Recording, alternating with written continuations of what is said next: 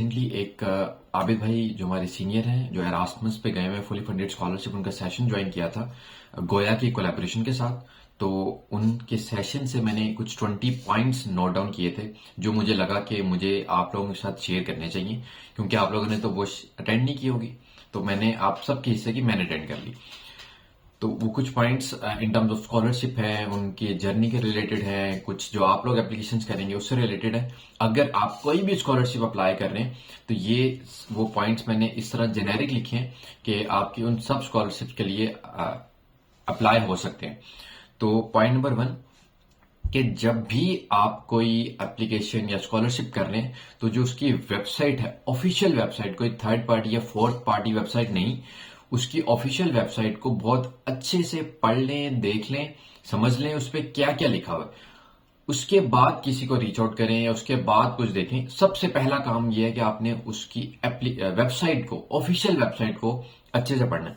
दूसरी बात यह है कि उस वेबसाइट में एफएक्यूज होते हैं। कभी कभी हमारे माइंड में छोटे मोटे सवाल आ रहे होते हैं, यार ये कैसे होगा, ये क्या होगा, एलिजिबल हूं या नहीं हूं, मुझे ट्रैवल अलाउंस मिलेगा या नहीं मिलेगा। तो इस तरह के काफी सारे सवालात जो भी स्कॉलरशिप वेबसाइट्स होती हैं, अक्सर में एफएक्यूज वाला सेक्शन लाजमी होता है। तो वो आप सारा पढ़ लें। जिस तरह शेपनिंग की अगर आपने स्कॉलरशिप अप्लाई की थी तो उसका एफएक्यूज बहुत शदीद किस्म का लंबा है। आपके माइंड में कोई भी सवाल आता है तो उस एफएक्यू में 110% लाजमी ऑलरेडी होता है, क्योंकि स्कॉलरशिप आप पहली बार अप्लाई कर रहे हैं, आपसे पहले कितने स्टूडेंट्स ने अप्लाई किए, तो वो अपने एफएक्यू सेक्शन अपडेट करते रहते हैं, यानी फ्रीक्वेंटली आस्क्ड क्वेश्चंस। तीसरी इंपॉर्टेंट चीज कि आप कोई भी स्कॉलरशिप अप्लाई कर रहे हैं या आपका कोई ड्रीम है स्कॉलरशिप अप्लाई करने के लिए, आप उनका Facebook page, LinkedIn page, Insta page लाजमी फॉलो करें, क्योंकि वो अपनी जो अपडेटेड इंफॉर्मेशन है वो लाजमी अपने उस लिंक्डइन, इंस्टा या फेसबुक पेज पे अपडेट करते हैं। बजाय इसके कि आप फलां बंदे को मैसेज कर रहे हो यार स्कॉलरशिप ओपन हुई या ये नहीं हुई, तो क्यों ना हम ऑफिशियल रेफरेंस से इंफॉर्मेशन ले। कैसा? चौथी बात कि लेट्स सपोज आज से मैं बात करूं कि 5 साल पहले कोई बंदा स्कॉलरशिप पे गया था, तो आज जो रिक्वायरमेंट्स हैं, आज जो एलिजिबिलिटीज हैं वो डिफरेंट है, राइट। छोटी सी मिसाल, शिवनिंग में आज से पहले जब मैंने अप्लाई किया था, मेरी रिजेक्शन हुई थी, तो तब आपका जो 2 साल का एक्सपीरियंस था वो चाहे बैचलर्स के दौरान है या बाद में, उनको फर्क नहीं पड़ता। लेकिन अभी जो रीसेंट एप्लीकेशन क्लोज हुई है जिसमें आई थिंक लाखों लोगों ने अप्लाई किया, उसमें आपका जो एक्सपीरियंस है वो 2 साल का आफ्टर द ग्रेजुएशन डेट होना चाहिए। अब अगर आप किसी 4 साल पहले की किसी पोस्ट पे देखें या वीडियो में देखें तो वो इन्फॉर्मेशन आउटडेटेड है। तो आपने रीसेंट और करंट इंफॉर्मेशन देखनी है ताकि आपकी एप्लीकेशन पे कोई नेगेटिव इम्पैक्ट ना हो। पांचवी बात यह है कि आपने सारी वेबसाइट देख ली है, यूट्यूब वीडियोस देखनी है, फेसबुक ग्रुप्स में पोस्ट देख ली है, लिंक्डइन की पुरानी पोस्टें देखनी है, फिर भी आपको लगता है यार कोई ऐसी चीज है जो मिसिंग है, जो आपको समझ नहीं आ रहा, तो आप लिंक्डइन पे, फेसबुक पे डिफरेंट लोगों को सर्च करें जिन्होंने उसके बारे में इंफॉर्मेशन शेयर की हुई है, जो एलुमनाई हैं, जो उस स्कॉलरशिप पे पढ़ रहे हैं या पढ़ चुके हैं। तो आप उनसे क्वेश्चन करें, लेकिन क्वेश्चन प्रॉपर करें, सही तरीके से।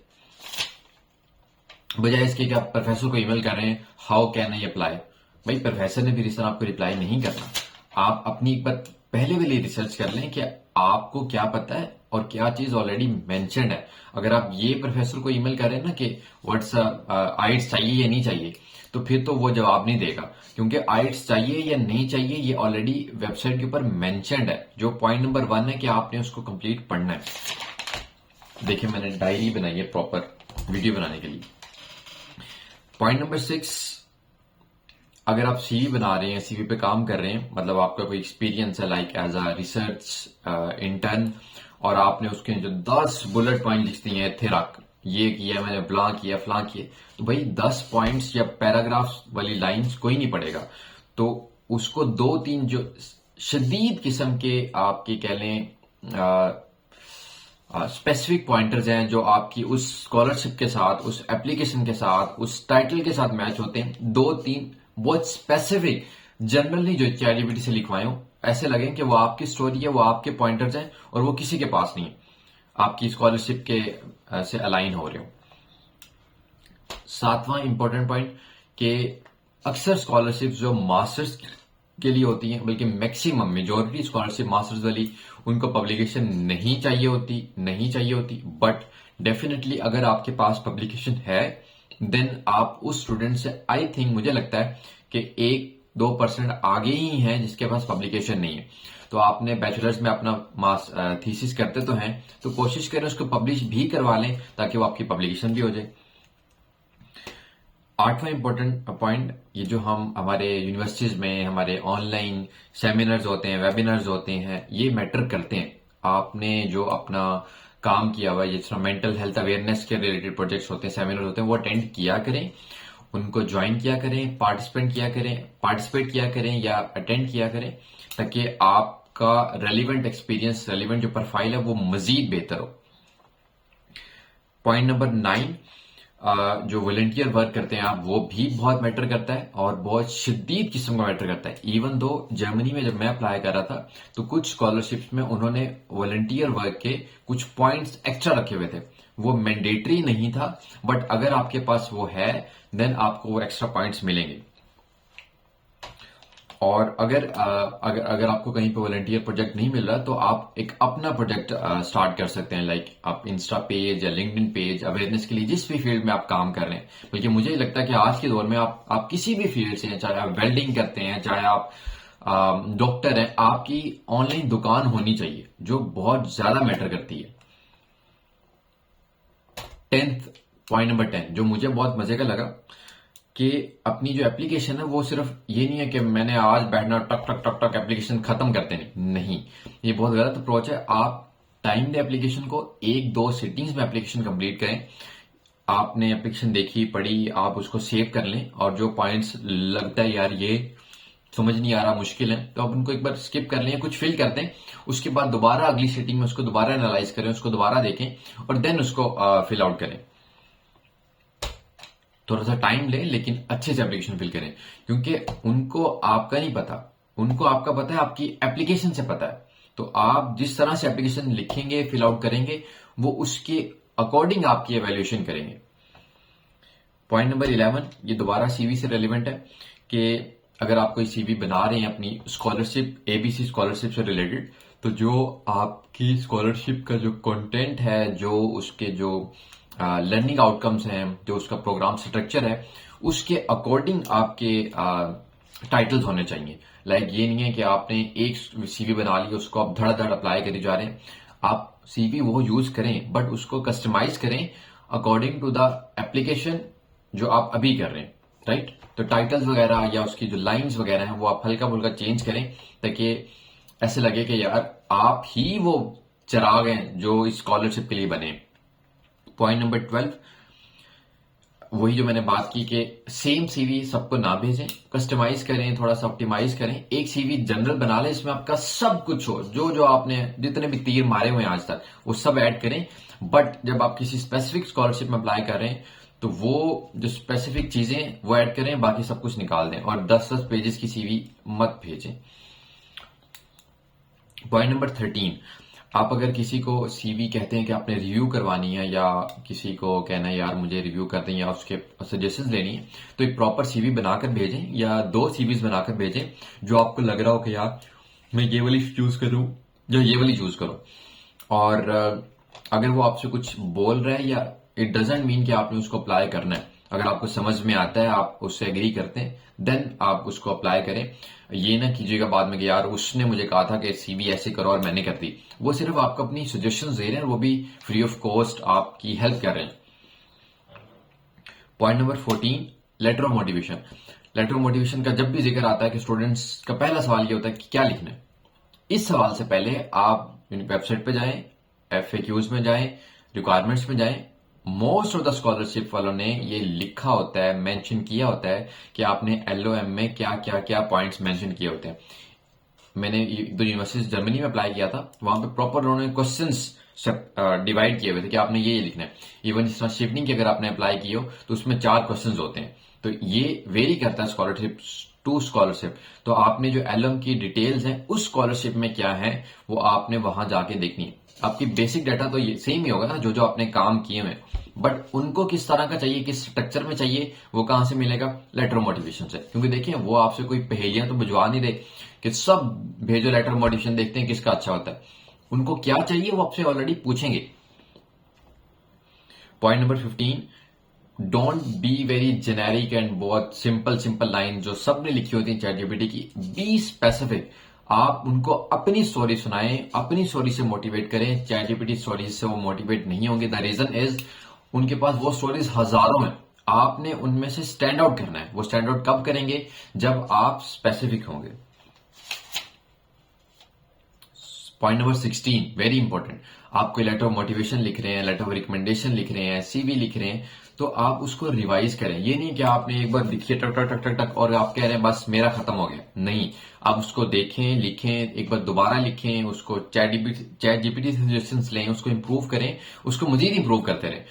एक टाइम में लिख के आप कहें बस मैं अपलोड करने लगा हूं, इस तरह नहीं। उसमें मिस्टेक्स होंगी। एक दो बार उसको रिवाइज करें, 3 बार रिवाइज करें, उसके बाद किसी को रीच आउट करें, लिंक्डइन पे, फेसबुक पे, इंस्टा पे, अपने प्रोफेसर से, टीचर से, अपने दोस्तों से कि यार इसको एज अ लाइक एग्जामिनर इसको थोड़ा सा रीड आउट करो, इसको देखो यार, क्योंकि मिस्टेक्स तो नहीं है।